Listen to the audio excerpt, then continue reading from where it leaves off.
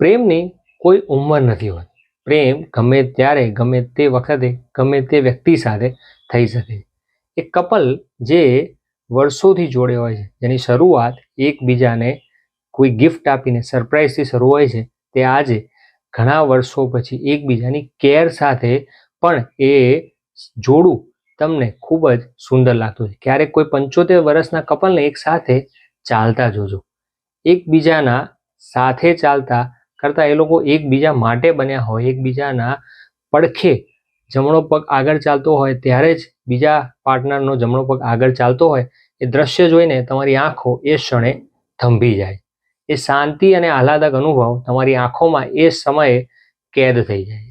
એટલે પ્રેમની ક્યારેય ઉંમર હોતી જ નથી. ખાલી એની ભાષા બદલાય છે, એમાં શબ્દો બદલાય છે અને લાગણીઓ બદલાય છે. બાકી પ્રેમ હંમેશા એક સરખો જ અને મળતો જ રહે છે.